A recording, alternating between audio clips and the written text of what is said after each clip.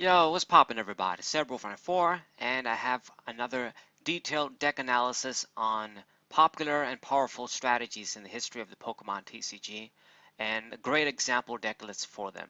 So we did a lock deck, we did an energy acceleration deck, we did a good aggressive disruption deck, and we did a good tank deck, that was Steelix, the last detailed deck analysis I made. And today we're going to be looking at spread. With spread, you guys are probably thinking of Weavile, Tapu Koko. These Pokemon really kind of popular right now, doing a lot of heavy spread damage for free basically. But I don't think you guys have ever seen a deck that spreads and locks at the same time. This is a very unique deck, one of a kind, and it is called Ampharos Abomasnow or Abomasnow Ampharos from the Diamond and Pearl era. A really nice deck featuring Abomasnow, one of my favorite ice Pokemon and Pokemon in general, and Ampharos from Platinum, and you also use one of Ampharos from Secret Wonders. And it's a really cool deck, a really powerful disruption and spread deck. Like you give powerful locks while spreading a lot of damage. And normally spread wasn't as powerful as in Diamond and Pearl because of cards like Nidoqueen and Garchomp Sea Level X, but this is why this deck is very exceptional, because it spread damage while negating all of your opponent's powers. It wasn't easy at all to get over the power lock from a deck like this. It really is quite unique. So as with all of the deck analysis here, I'm going to show you the deck list, and this is from Jason Klaczynski's articles. As always, you can check them out and learn everything you want to learn about retro Pokemon TCG formats. And this might be like the biggest, this deck has like the biggest Pokemon skeleton I've ever seen in a deck. I don't think any deck has topped this. And if there is, it exists in the DP era once again. Very, very big, 34 Pokemon cards, only 14 trainer supporter cards, and 12 energies. So, it's crazy to look at this deck. Only 14 trainers, and that's crazy. Like, when I think of trainer skeletons, 25 seems kind of low, not like 10 cards less than that. But this is because, as with all DP decks, power draw and ability draw, as I guess you want to refer to it now, was the way people drew cards through Claydol and these sorts of Pokemon. So we're going to be looking at the cards. Things that stand out in this deck, I guess, is you have your typical draw cards. You got Claydol. You have Nidoqueen that I mentioned. You're going to find out why is in here too. And the main Pokemon, I guess, only a few supporters and trainers, and quite a few different special energies here. And we're going to be looking at them. So first of all, I guess we're going to start with, I'm not going to start with Spiritomb, I'm going to start with the star Pokemon here, Abomasnow. So the first one, we're going to look at the way to get to Abomasnow, and it's this Snover. There are only two different Snovers in the DP era. Is this one from Stormfront and the one from Mysterious Treasures. Now the one from Mysterious Treasures has 60 HP and it's grass. Its first attack basically lets you look at your opponent's hand for no cost, but it doesn't really do anything else. The second attack, I think it's a coin flip attack, it's not really threatening, and I believe that Snover has 2 retreat as well. So you kind of have to weigh your options here. Get 10 less HP but get a better retreat cost and better attacks. This Snover basically can put your opponent to sleep instantly while doing 10 with Powder Snow, really useful. And with Hide, you can flip a coin.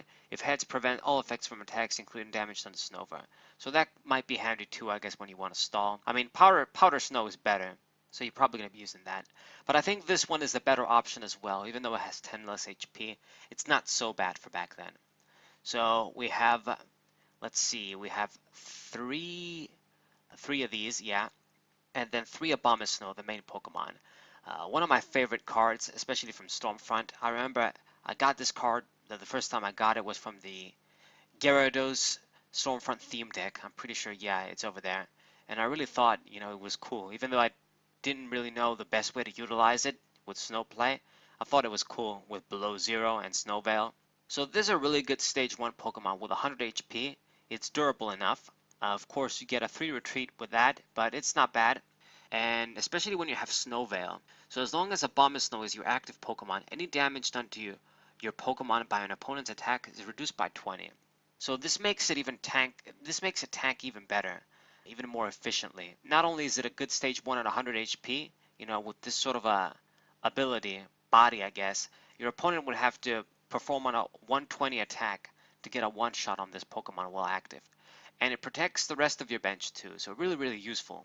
You'll find there's a lot of synergy in this deck with Pokebodies. So really, really good. It's going to be very durable, and you have two good attacks to go with that. Below 0, I'm going to start with this attack because that was the attack I thought was cool when I was a kid. If Abomasnow evolved from Snover during the turn, you use this attack. Defending Pokemon is instantly paralyzed. So I thought it was cool, you could instantly do 60 and paralyze the opponent for 3 energy, and that was hot shit for me back then, especially because Snover was kind of good too, putting the opponent to sleep. But the real attack here you use and utilize in this deck is Snowplay. This attack for 2 energies, colorless, so if this was the Heart Gold, the official, let's say, Dominant Pearl through Unleash format, you can actually use DC and make this deck even more efficient. We're not going to have this in this format that Jason Klasinski is making this deck for, but with 2 energies, you do 20 to each bench Pokemon, excluding grass and water Pokemon. So this hits your guys too, but we have a way to mitigate that damage we do to ourselves. But most of our Pokemon, well, not most of them, but we will have a few water Pokemon down, Abomasnow, what have you, aren't going to be affected. So basically grass and water, it basically makes sure that you're not going to hit, let's say, either of the Snovers or Abomasnows. There's a grass Abomasnow and Mysterious Treasures as well, and any just general grass or water Pokemon. So this is gonna, it does leave a few, it covers a lot of ground, but it leaves 2 types for your opponent to be immune to. 2 of the 6 or 8 types, I guess, grass and water. If your opponent was running a grass or water deck, they weren't going to be affected. So, you kind of do have that, but there's a backup strategy for this as well. So Abomasnow, this is going to be your main way to spread damage. Spreading 20 to everybody is pretty good. I mean, if you consider Tapu Koko released right now, that basically does the same shit for DC. This in Dominant Pearl, hitting Pokemon that couldn't even dream of hitting the HP these GX and EX Pokemon have now, is very, very good. You do this attack like 3 or 4 times, the pressure is really up. I mean, the pressure is going to be up the first time you use it, but Pokemon had like 80 HP, basic Pokemon had 80 HP, stage 1s had like similar, maybe 100 HP, stage 2s 120, so being able to do this a couple of times and severely injuring the best Pokemon is pretty powerful. So I think I spent enough time on Abomasnow, but very good Pokemon indeed. Now the other very important card in this strategy is going to be Ampharos. So let's look at the way to get there first. We have this Marip. This one is from Platinum. There should be one in Secret Wonders as well, but this is probably the better one Jason is running. With Minor Errand running, you search your deck for a basic energy cards, show it to your opponent, and put it into your hand. It's a costless attack, not bad. 60 HP basic, resistance to metal, 1 retreat. You can't ask for better. And expand during your opponent's next turn. Any damage done to Marip by attacks is reduced by 10. So nice little attack, doing 10 and also giving you a little defensive effect. Nice little clay art, love it. Then we're going to have Fluffy. We have 3 Marip, by the way, and then 3 Fluffy. Big stage 1 line, but you got to remember that's how decks will run in DP. This deck doesn't actually use any rare candy, which is very interesting. You're going to see why soon. Okay, so Fluffy, 80 HP, attract current. You search your deck for a lightning energy and attach it to one of your Pokemon. So pretty good, gives you a little bit of energy acceleration. There is, even though you don't have many lightning energies here, you can potentially attack with either Ampharos. So maybe late game you want to do some finishing, use Ampharos as a game ender. You can do that, it's not bad. And electromagnetic kick, 60 for 3, and you flip a coin if heads, if tails you're going to do 10 to yourself, but it's still high damage, 60 for 3. This is actually the Secret Wonders Fluffy, so I guess the Platinum one might be worse. I think it is worse actually.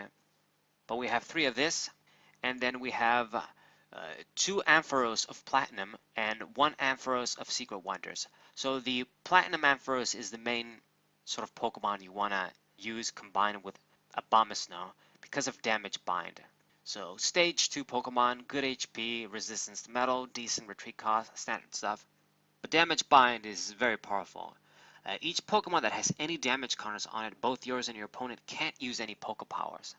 So unlike most of the methods that blocked Poke Powers in that era, which there are a lot of ways to block Poke Powers, this one is actually one that your opponent can't easily get out of because everybody's going to have damage counters on. I mean, it's not like it's like an effect like Power Spray or Gardevoir's attack, and they can sort of get around it in a lot of ways. Maybe Gardevoir's attack not so much, but other methods. They're just going to have damage counters on. It instantly fucks up a lot of different Pokemon. Really, really good. So this is why you combine this with Abomasnow. He's going to be putting the damage counters on, and all of your opponent's Pokemon with Poke Powers are going to get negated. Very, very strong. Its attacks, they're not bad, I guess. You can do Gigavolt. You flip a coin. If heads, this attack is going to do 30 plus 30 more. If tails, if any Pokemon is paralyzed. You know, classic Ampharos stuff. Ampharos Prime has this too. A few other Ampharos cards. I think Ampharos EX does the same thing where they have the coin flip effect. If you get heads, you do one effect. If you get tails, you get another good effect. And Reflect Energy, you can do 70 for 3 and move an energy card. Attach Ampharos to one of your bench Pokemon. Okay, not bad. Decent damage for back then. And then the Secret Wonders Ampharos is pretty good too, but you only want to run one because you can't use more than one jamming Pokebody. As long as this Pokemon is out with jamming, each time your opponent plays a supporter card, you put one damage counter on each of your opponent's Pokemon. This isn't gonna hit only Pokemon with Poke Powers, it's just everybody. So really strong spreading effect once again. Your opponent will likely want to play a supporter every turn, even if they use a Pokemon like Claydol, because, I mean, it's a supporter. You gotta use them. They're good. And if they do, they're gonna be getting one damage counter every turn. So pretty strong. And Cluster Bolt, this is a decent attack too, I think. You do 70 for 3, you may discard all lightning energies. Attached to Ampharos, if you do this attack, does 20 damage to each of your opponent's bench Pokemon that has any energy attached to it. So a good synergy attack. It does spread as well, so it gives you the potential to do spread with this way as well. And then you have to discard all lightning energies. But nice. This is the Ampharos line. You combine it with Abomasnow, and you get the good combo going. Okay, so these should be the main Pokemon.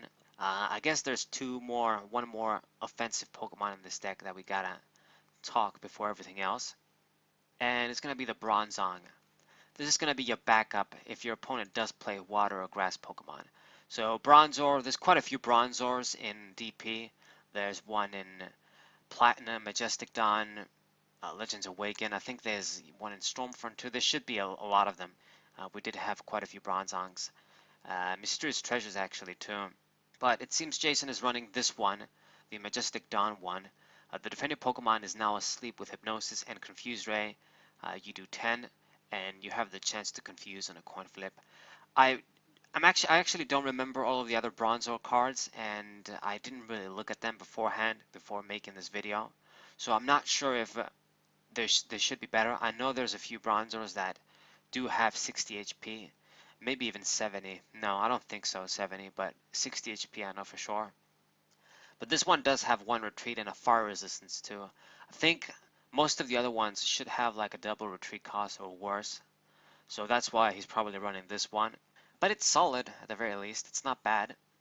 So you run two of these because you want to run two of Bronzong from Majestic Dawn.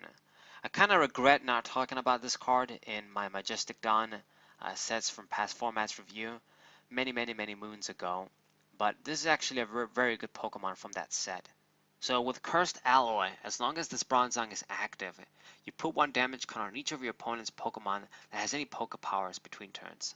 So the same idea, you can actually leave this guy active and put damage counters on your opponent's bench Pokemon with Poke Powers, or all of your opponent's Pokemon with Poke Powers. And this activates Ampharos as well. It's a body too, so you don't even have to attack. But you're always going to attack anyway, because Pain Amplifier is a costless attack. You put one damage counter on each of your opponent's Pokemon that already has damage counters on it. So really good. It doesn't even require an energy, so you can attack with this Bronzong and build your other guys on the bench. Coding doesn't really matter. Does 60 for 3, and during your opponent's next turn, any damage to Bronzong is reduced by 20. Okay, maybe that can come up since we have upper energies. But Pain Amplifier and Cursed Alloy are the good things about this card. And this is your way to spread damage if your opponent is running a deck that runs water Pokemon and grass Pokemon. Now, this still isn't the greatest method because it means that your Abomasnow is still going to be useless for the most part no matter what. But it is better than nothing, and it's another spreading Pokemon too. So that's why it's in here. Good Pokemon as well. So you run 2 of this and 2 Bronzors. And now for the supporting Pokemon. We covered all of the Pokemon that are going to try and spread damage and attack. And Jason is running 4 Spiritomb. This is pretty good. Very important. So on top of all of the power lock you do, the spread you want to do, and basically all of the disruption this deck wants to do, Spiritomb is great because you want to open with it, not let your opponent play any trainers, so stall them out like that while you evolve into your Abomasnows and your Ampharoses and get them out quick so you can activate your bodies basically. This is why he doesn't have any rare candies in this deck because you don't want your own cards to be dead on Spiritomb. You use Darkness Grace instead and evolve your Pokemon that way. That's why you have a bunch of Flaffies too, a bunch of stage 1s. On a stage 2 Pokemon. So we looked at this card before. It's good. Spiritomb, as long as it's active, it's going to lock trainers. And this is going to slow down a lot of decks. Everybody runs trainers in their decks. Next up, we're going to look at another Pokemon that's pretty standard in DP, the Baltoy Claydol line. I talked about this card a million times. I'm pretty sure he should have, let's see, a 2-2 line here. You got this good Baltoy from Great Encounters. With Psychic Balance, if you have less cards in hand of your opponent, you can draw cards until you have the same cards. Good. And then you evolve into Claydol. Very good supporting Pokemon. This is going to be your draw engine. You choose up to 2 cards from your hand, put them in the bottom of your deck, and then draw until you have 6. Very good. It really is tough to top a Pokemon like this. If you use this, you draw cards. Very good.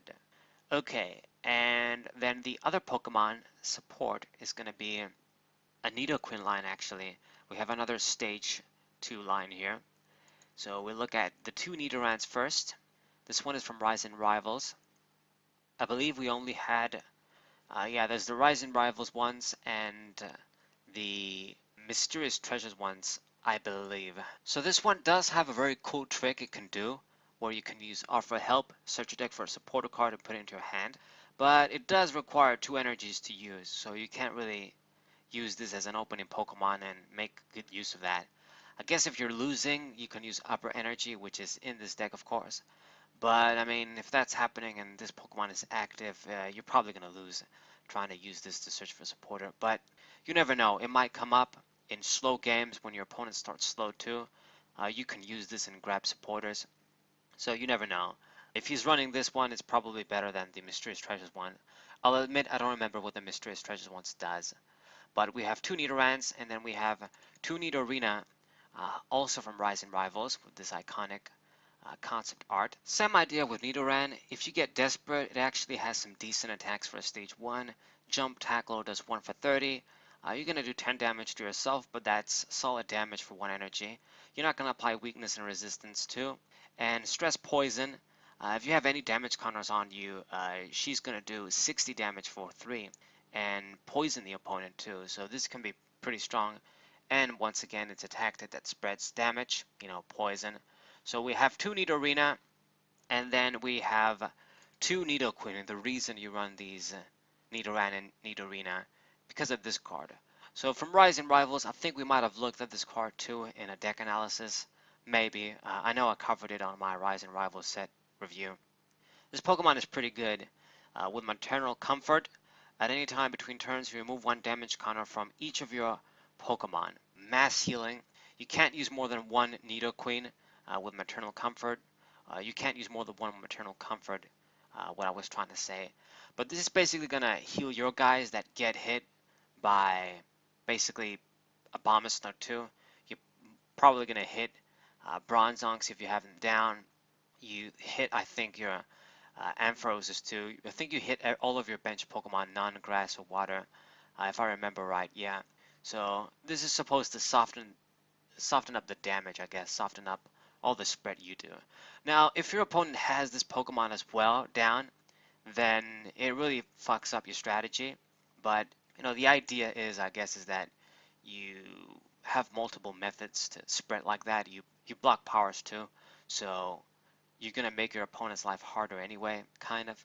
You can't remove all of the damage counters. So the power lock is gonna happen. It's just that the damage output is gonna get weakened. But nevertheless, you run this Pokemon, hope your opponent doesn't have it, I guess. And it has some good attacks too. Actually, another Pokemon that you can attack with. Mega Punch 1 for 40 is good, and Ruthless Tail. It's also good, doing 50 and then 10 more damage for each of your opponent's bench Pokemon.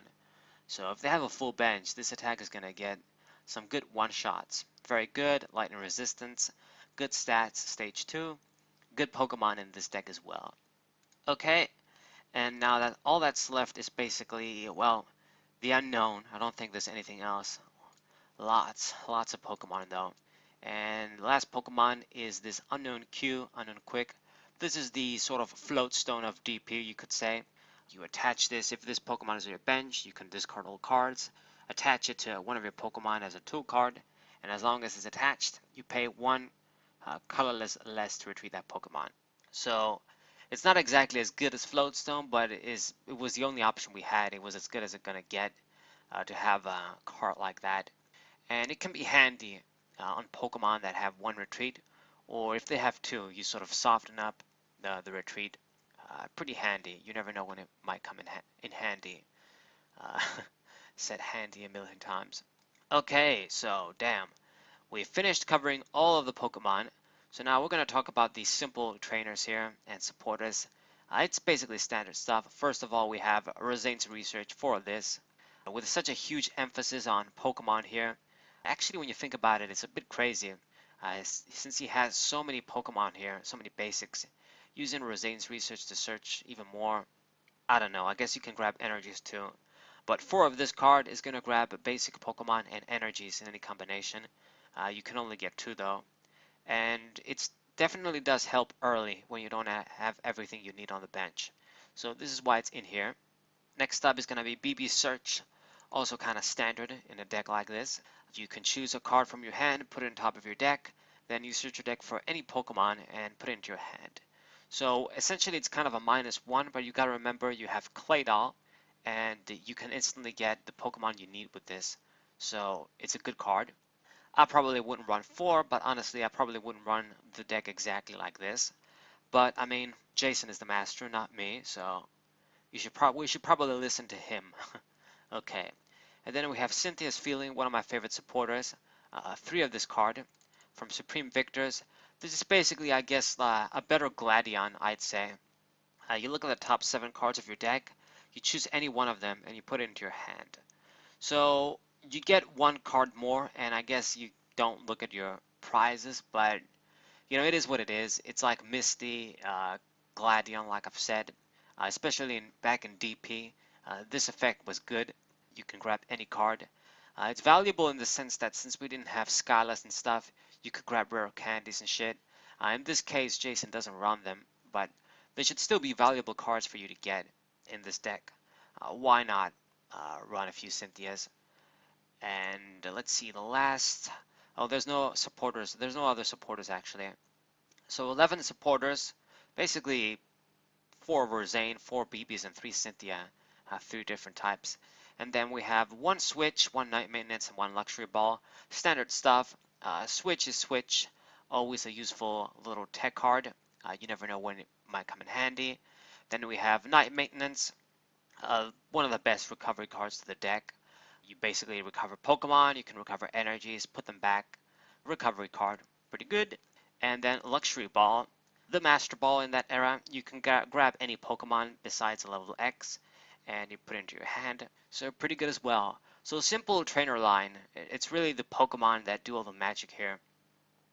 And then the last aspect, the energies. We have 2 Psychic energies and 1 Lightning energy. This is basically for The lightning energy obviously is for Ampharos. You might be able to attack with Ampharos, and they have some decent attacks actually. So late game, maybe if Abomasnow died, maybe if you just need to do a little bit of straight damage and finish a few Pokemon, Ampharos should be pretty good. So you run that. And then the two psychic energies, I'm guessing they would be for Nidoqueen. Nidoqueen is really powerful when your opponent has a big bench.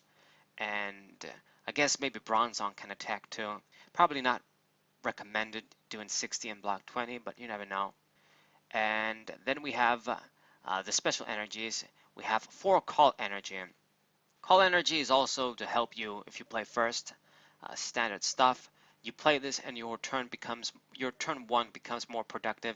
If you didn't have it, you probably can't do much since you can't play supporters or trainers. So you grab basic Pokemon with that too. Then we have 1 warp energy. I think warp energy is the one that switches your dude with one of your bench. Yeah. So an expert style card. You can use this during trainer lock when your switch is dead. You can actually use this and switch that way. It also provides an energy too. You never know when it might come in handy.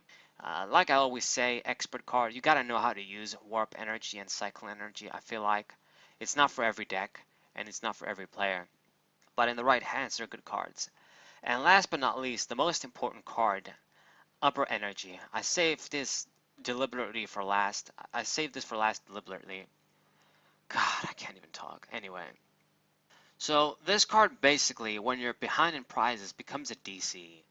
Now, you gotta remember, this is a specific format that Jason Klaczynski favors. A whole DP format. Diamond and Pearl through Arceus. And this is a legal format. It doesn't include the Heart Gold, Soul Silver stuff. And I think that's a good idea because DC and the stuff that got released later on kind of messed things up. Well, not really, I mean, they're very compatible. But DC kind of made Lux Chomp God tier, and that's too good. But upper energy is more fair. So this deck, you're spreading damage, but you're not getting knockouts. So you have a lot of damage on the board, but Pokemon probably aren't dying just yet. So if your opponent has his eyes open and realizes that he has to kill you quickly, otherwise the damage output you do is eventually going to be greater, and you get a bunch of knockouts at once. Means they're going to be getting knockouts first. So this will activate upper energy. And then you can use Abomasnow even easier.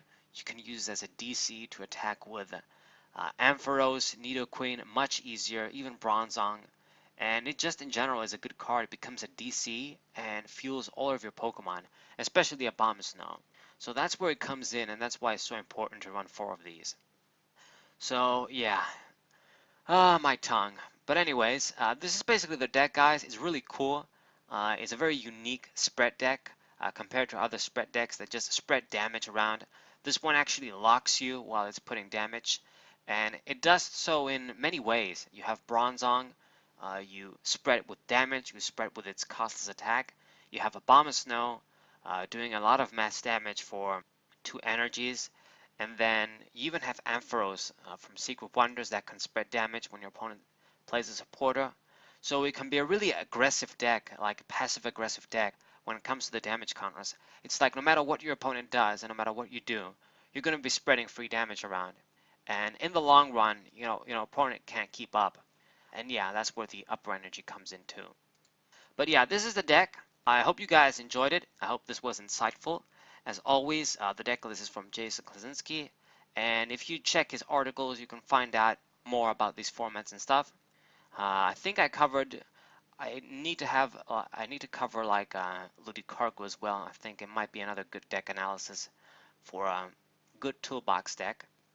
But I think we covered most of the good, top Pokemon strategies and great example decks. Okay, so my voice is fucking up, so I think I should wrap this up. I hope you guys enjoyed. I hope you guys subscribe, leave a like, and share this with your friends. My channel is an excellent hub for all things TCG, so I do hope you subscribe. And Cerebral 94, thank you guys for watching, and what's up?